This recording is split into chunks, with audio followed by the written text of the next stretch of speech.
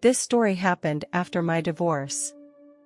I thought my marriage to my ex-husband was happy and fulfilling, but his betrayal and infidelity completely destroyed my trust and love. I yearned for a fresh start, but my world collapsed again when my ex-husband secretly took my children away. I searched 4 places for any sign of my children and my ex-husband, even just a glimmer of hope to keep me going, but no matter how hard I tried, I could never find them. My desperation and helplessness tortured me deeply and left me at a loss for words. At a time when I needed help and support the most, I befriended a man. He was a man who was addicted to illegal drugs and often showed up at local bars and nightclubs. I didn't want anything to do with him, but he initiated a conversation with me and gradually became my friend. He told me his own story, and his life was once full of pain and struggle. Like me, he had also gone through the pain of divorce and the loss of a child. Despite our different experiences, we formed a special bond in the face of our shared pain. After I became friends with the man who was addicted to illegal drugs, I became addicted to drugs and began frequenting the local bars. That man became my companion and comfort. He expressed sympathy for my divorce and missing children issues and began to introduce me to different drugs. Initially, I refused his offers, but gradually I began to feel helpless and miserable and began to numb myself with the help of drugs. I met more people in the bar who were also addicted to drugs.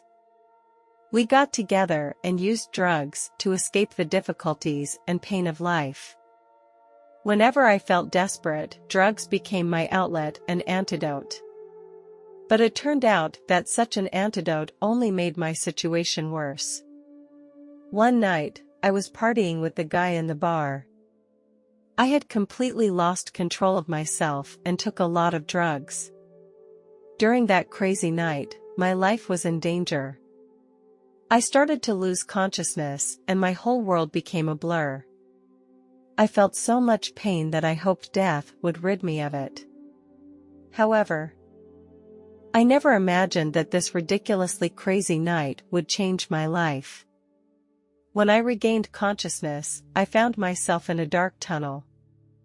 There was not a ray of light around me, no sound, just endless nothingness.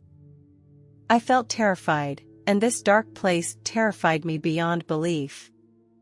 I began to look back on my life and saw all the things I had experienced, and I felt the joy and sadness of life.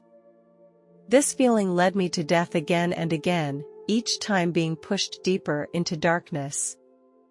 I was trapped in a dark, eerie place, and I felt the stench and death in the air. The ground was burning lava, and the temperature was so high that I could barely stand it. I heard the moans and howls of countless people, which came from all directions and made me feel overwhelmed with terror and despair. Fire sometimes flickered out of the darkness, and through it I saw some terrible creatures, writhing and crawling in the corners of the inferno. I walked through a scorched earth and saw countless agonized souls, writhing in agony in the lava, their screams breaking my heart. They were caught by some terrible demon and dragged into the lava with spears or hooks. I saw a woman hanging above the lava, bound to a rack of steel and covered with flames. She screamed, causing me to feel deep sorrow and helplessness. I was chased by all kinds of horrible creatures that roared and screamed, spewing flames and venom from their mouths. I had nowhere to hide but to run as best I could and try to survive. I saw countless broken bones and fractured bodies, which were scattered on the ground, making me feel extremely depressed and scared. This place, I knew, was hell, the habitat of all demons and evil spirits, and I would be trapped here forever. When I thought I could no longer bear the pain of hell, a warm glow suddenly spilled onto my face. I looked up and found a mysterious man in a gorgeous robe appearing in front of me. His gaze was filled with warmth and compassion, as if he could see deep into my heart. He reached out his hand, gently patted my shoulder, and said to me, "Child, you have walked through hell, and now you can return to the sunny world." His voice was soft and soothing, making me feel incredibly warm and comfortable. As he spoke, I suddenly felt my body floating lightly, as if I were floating in the air. I saw my body fade away in the light and then reborn. It all happened so mysteriously and wonderfully that I could not find the right words to describe how I felt. When I arrived at the gates of heaven, I was surrounded by countless shining angels. They welcomed me with soft voices and smiles, making me feel an unparalleled peace and warmth. Heaven was filled with a sense of peace. The whole heaven was illuminated by soft light, without a single pollution or blemish. The sky was blue in color, without a single cloud, and the sunlight was abundant and soft, making people feel very comfortable. There are beautiful views and gorgeous colors, and there is no cold or hot weather. There are many different areas in the paradise, each with its own character and beauty. There was a bright green meadow with all kinds of flowers scattered on it, from blue tumbleweeds to red roses. There are some small streams in the meadow, and some small animals moving around in the meadow. All of them are very friendly and make people feel peaceful and comfortable. There are also many buildings in the paradise, and they are all built with the most beautiful materials. These buildings come in all shapes and sizes, some are palaces, some are gardens, and some are libraries and schools. These buildings are filled with music and singing, which makes people feel very warm and joyful. The people here are very friendly and welcoming. People live there very happily, without pain or disease, and there is no jealousy or hatred among people. All respect and love each other. In heaven, people can commune with God intimately and feel His love and compassion, which makes people feel incredibly happy and joyful. As I was wandering in heaven, I suddenly saw a familiar figure, which was my late grandmother. She was standing in the middle of a sea of beautiful flowers, surrounded by many radiant and shimmering angels flying around her. I went to her side and she turned her head to look at me. At that moment, our eyes met and my heart welled up with infinite emotions and joy. She smiled and said, "My child, you are here."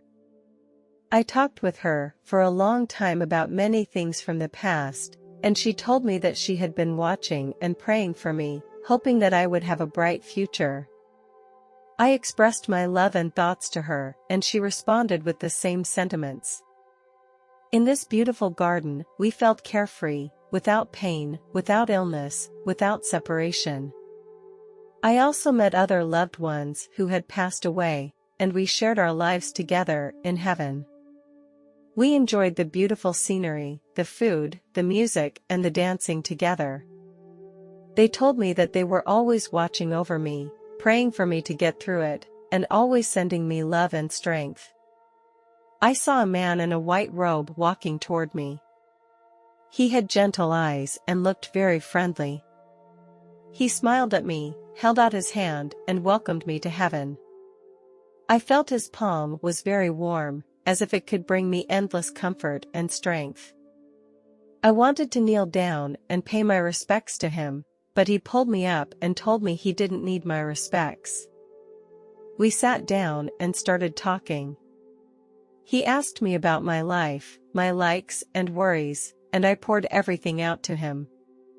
He listened attentively and did not interrupt me or criticize me.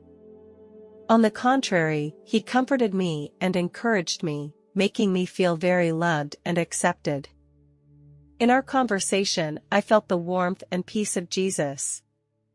His words made me feel very comfortable and relaxed, like a long-lost child finally reuniting with his parents.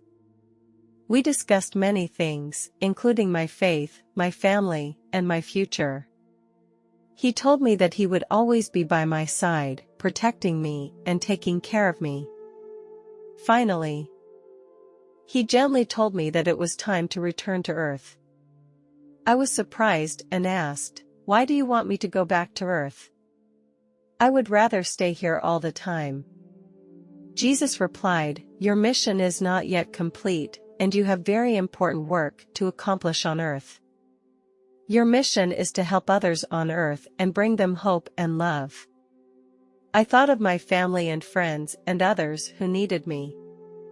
I understood Jesus' words and learned that I had to return to Earth to complete my mission.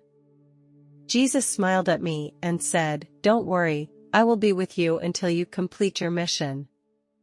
I felt warm and comforted, knowing I would not be alone. I told Jesus I was ready to return to Earth and continue my mission.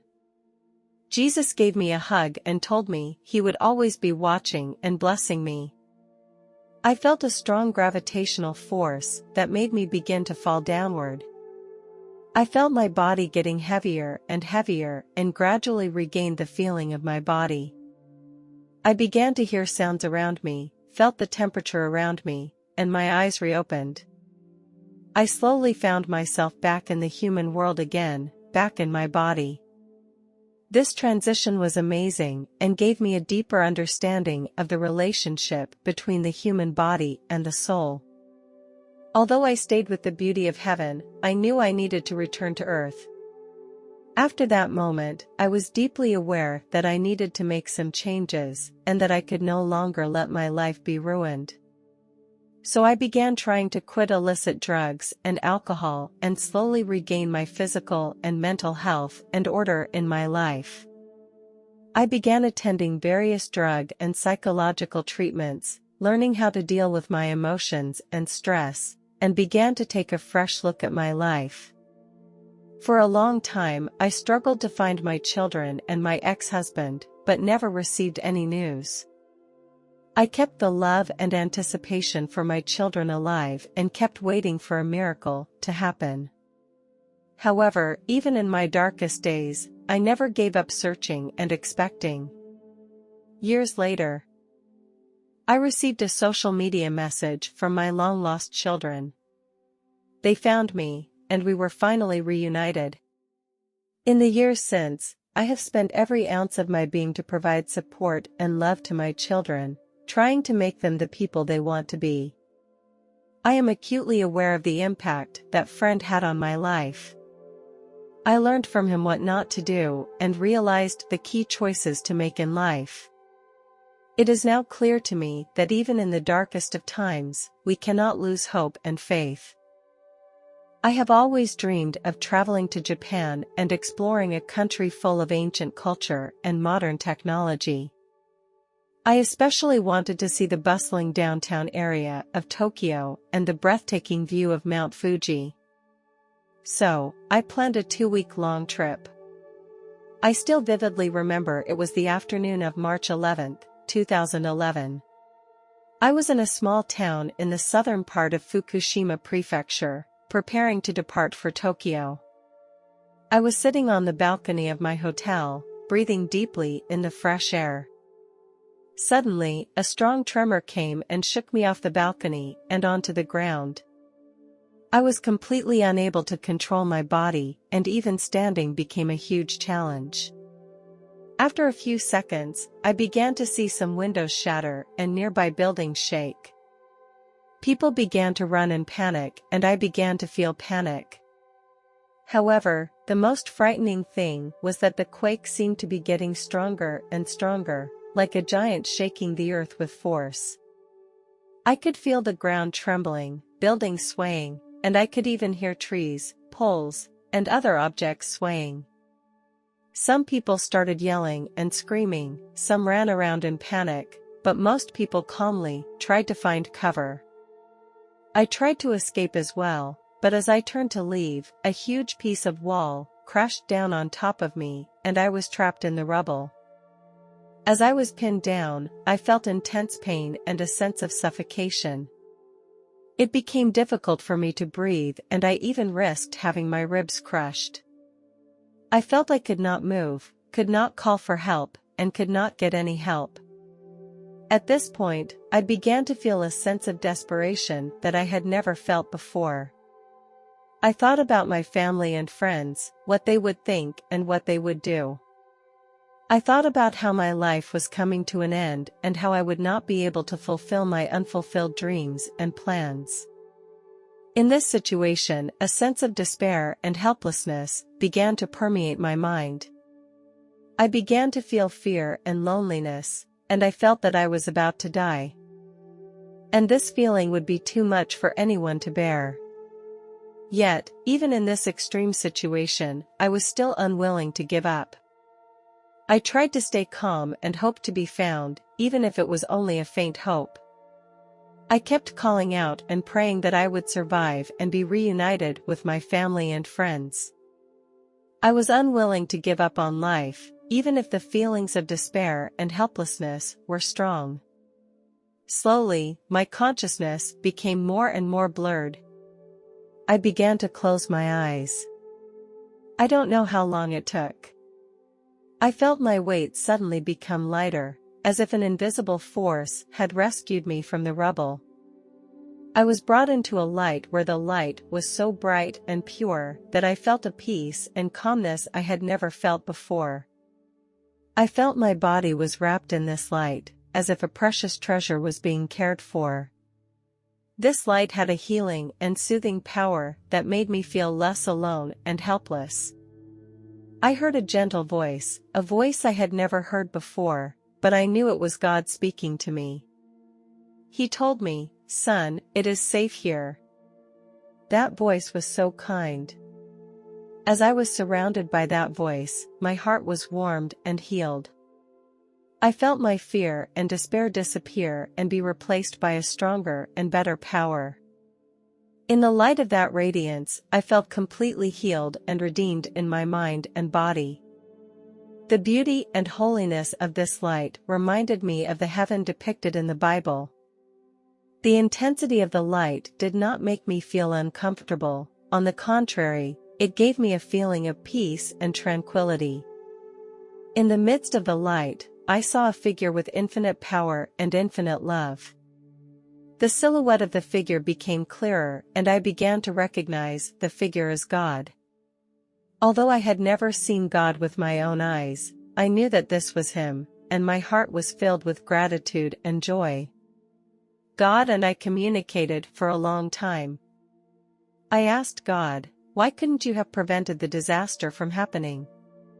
God replied, "My child, it is not that I cannot prevent disasters from happening. But I also cannot prevent the free will of human choices." Feeling challenged in my understanding, I asked, "The free will of mankind to choose? What does that mean?" God replied, "When I created humans, I gave them free will, which is a divine and precious gift.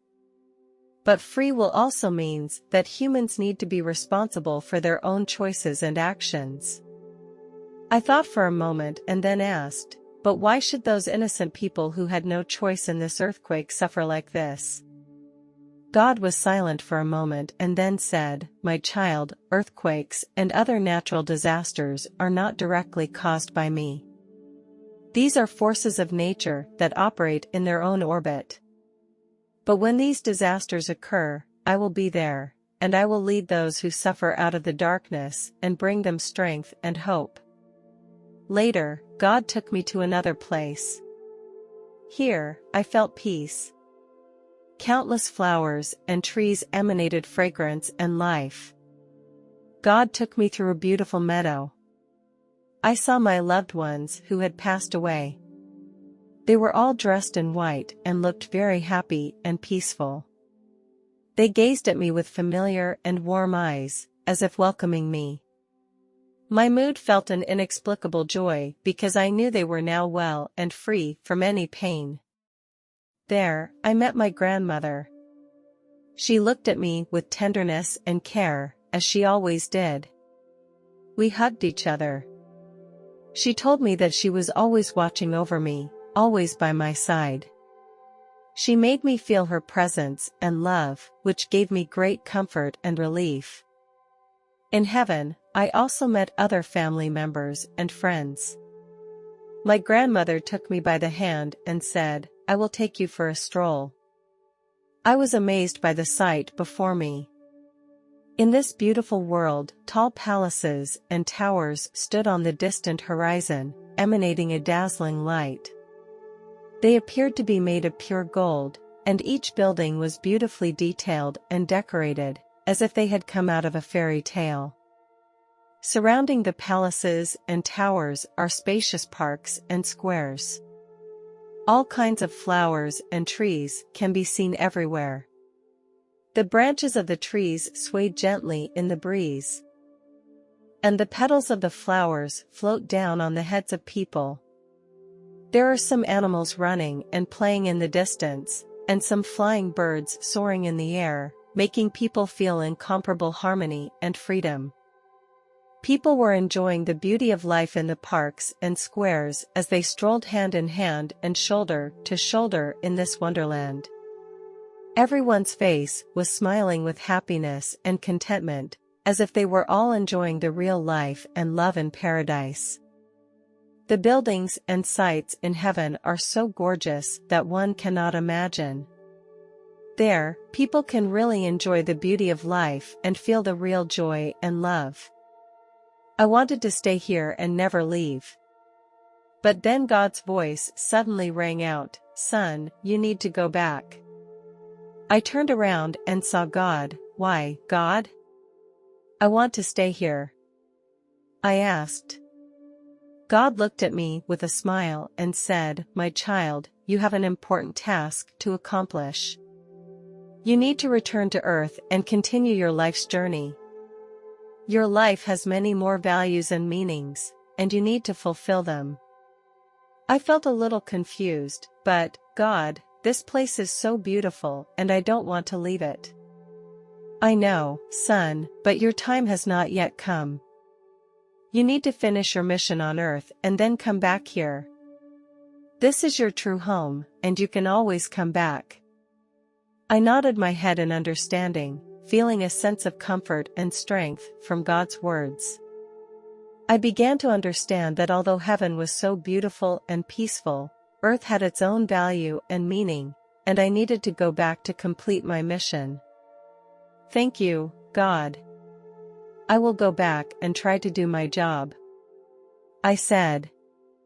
God smiled, nodded, and said to me, "I know, son. I will always be there for you, to give you strength and guidance. Now, go back, your journey through life awaits you." I bowed deeply, then turned and left heaven to begin a new journey of life.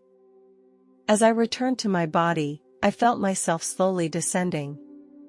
I felt the weight and pressure of my body, as if I was being drawn back into the real world by some force. The moment I realized I was back in my body, I felt an intense pain hit my body, like a wire connected directly to my nervous system. My body began to tremble and I felt my heart beat faster and my breath catch. Then I saw a beam of light that gradually appeared in front of my eyes. This light became brighter and brighter. I felt my soul returning to my body, and the light seemed to be a mysterious energy that brought me back to consciousness. I knew that if I didn't do something, I might not survive. I started looking around for a source of water. At the time of the earthquake, I was on my balcony and there happened to be a sprinkler next to me for watering the flowers. I carefully drank every drop of water and used it to moisten my throat. 2 days had passed and I was so weak that I could hardly breathe. Just when I thought I was at the end of my life, I heard the voices of the rescuers. They finally found me. They finally found me and used an excavator to get me out. Later, I was admitted to the hospital. I didn't experience any serious problems except for my body showing symptoms of dehydration. An earthquake is a terrible disaster that will take the lives and homes of many people without mercy. I survived the earthquake, and this experience made me feel how fragile and precious life is. At the time of the earthquake, I felt fear and despair, and it felt like the whole world was crumbling. I am so thankful that God was there and that He gave me the motivation to keep going. When I survived, I felt more moved and relieved than ever before. I realized that life is so fragile and we must cherish it. The days I spent in the ruins made me understand more about my life and the meaning of my existence. The material things and power that people seek are not important. What really matters is our humanity and the care and help we give to others. The impressions left by this experience will stay with me for the rest of my life. I value what I have more and respect life and others. Later, I realized the magnitude of this earthquake. It brought devastation to the lives and homes of millions of people. Thousands of people lost their lives in this earthquake. They included my Japanese friends and those I had never met. I feel very sad because the loss of these people has caused irreparable pain to their families and their country. Although they are gone, we will not forget them. We will remember their lives and their sacrifice, as well as those who worked so hard and dedicatedly to save lives.